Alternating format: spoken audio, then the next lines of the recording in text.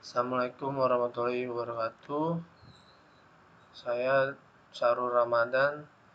Saya di sini ingin membacakan UTS dari mata kuliah Enterprise Resource Planning.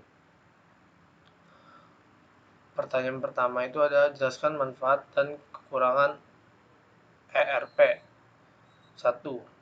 Jawabannya itu ada satu, manfaat ERP itu ada mengurangi biaya operasional ataupun manajemen. Yang kedua itu ada bisnis dan data bisa terintegrasi. Terus yang C-nya meningkatkan kolaborasi, yang D-nya ada produktif meningkat, yang E-nya ada mengolah bisnis menjadi lebih kondusif. Kekurangannya itu ada tenaga kerja sulit beradaptasi. Yang B-nya itu kekurangannya ada sistem menjadi lebih rumit, biaya lebih besar. Yang terakhir itu kekurangannya ada bergantung pada satu vendor tertentu. Terus yang kedua itu jelaskan area SCM atau Supply Chain Management. Supply Chain Management itu yang dimaksud adalah secara umum merupakan kegiatan yang meliputi perencanaan, pengaturan, dan penjadwalan arus produk dari mulai pengadaan hingga didistribusikan kepada dokumen dengan supply chain management.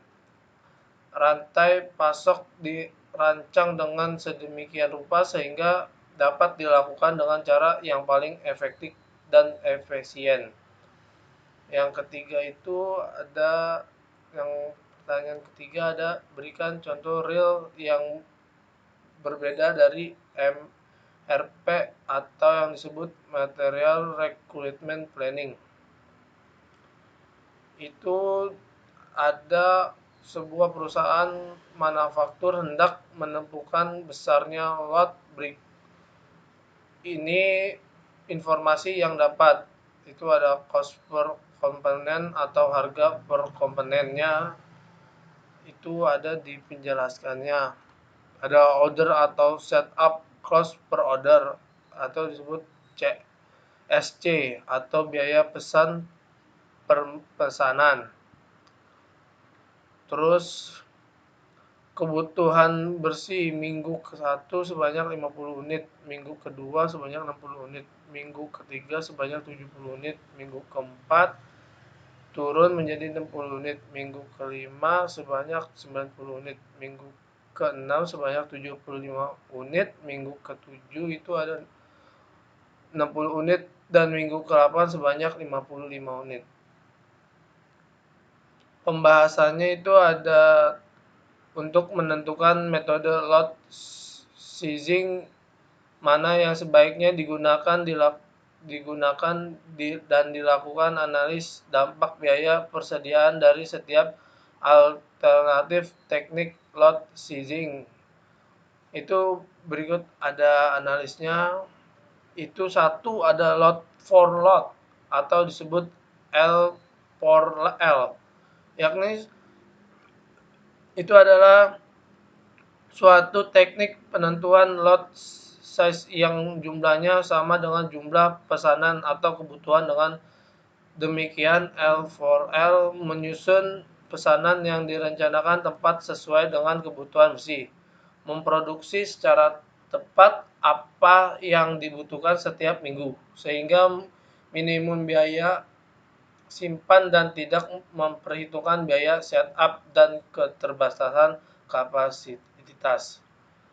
Itu di situ ada keterangannya, ada HC sama dengan biaya simpan dihitung dengan cara N inventory kali biaya simpan mingguan. Misalnya pada minggu pertama N inventory sama dengan 0 dan biaya simpan per minggu sama dengan 10% kali 10 sama dengan 1, maka HC sama dengan 0 kali 1 sama dengan 0.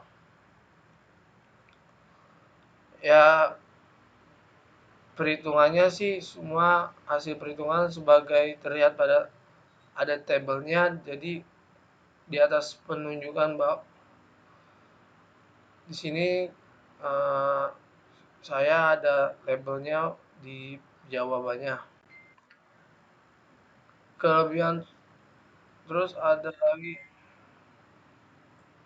sebut yang keempat itu ada sebutkan beberapa software ERP, berikan ulasan kelebihan dan kekurangan. Kelebihan software ERP itu ada efisiensi dan produktivitas meningkat. Itu ada software ERP dapat meningkat efisiensi dan produktivitas perusahaan Anda karena software ERP tidak hanya membantu Anda dalam mengerjakan kegiatan operasional berulang, tetapi juga akan mengerjakan secara otomatis sehingga Anda akan memiliki banyak waktu agar lebih fokus dalam mengerjakan hal yang lebih penting. Yang kedua itu adalah membantu mengambilan keputusan. Pengambilan keputusan itu merupakan hal yang penting dalam menjalankan perusahaan. Karena keputusan tersebut akan menentukan kemana arah perusahaan itu akan berjalan. Di sinilah software ERP dapat membantu pihak manajemen mengambil keputusan karena software ini dapat menyediakan data keuangan ataupun data penting lainnya secara cepat, lengkap, dan akurat. Kekurangannya software ERP itu ada biaya yang sangat besar. Satu, sayangnya untuk mengaplikasikan software ERP ini akan membutuhkan biaya yang cukup besar. Tentu saja hal ini tidak menggagetkan karena dari kontribusi Anda tahu kalau harganya itu sebanding dengan nilainya. Yang B-nya ada tenaga kerja sulit beradaptasi dengan keberadaan software ERP. Setiap perubahan baru bisa membawa dampak positif dan negatifnya. Tetapi untuk software ERP dampak negatifnya bisa cukup serius karena ada kemungkinan kalau tenaga kerja Anda masih belum bisa beradaptasi dengan keberadaan software ERP yang berakibat kinerja perusahaan Anda menurun. Yang C-nya itu adalah sistem yang lebih rumit dikarenakan software ERP ini dapat mengurus segala kegiatan perusahaan. Maka ada kemungkinan kalau Anda akan memiliki kesulitan dalam mengoperasikannya semenjak kebutuhan pelanggan lebih sedikit daripada yang diurus oleh software ERP. Itu dari kekurangan software ERP yang soal nomor 4. Berikutnya itu ada soal 5, berikan contoh real yang berada di flowchart proses modeling.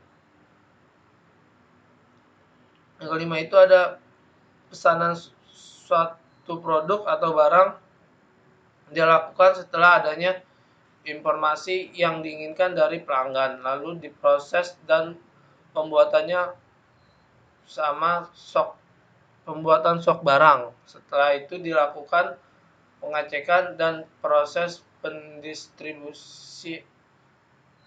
pendistribusianan. Dari pertanyaan-pertanyaan UTS yang Bapak berikan saya sudah jawab. Bila ada kata-kata salah mohon dimaafkan.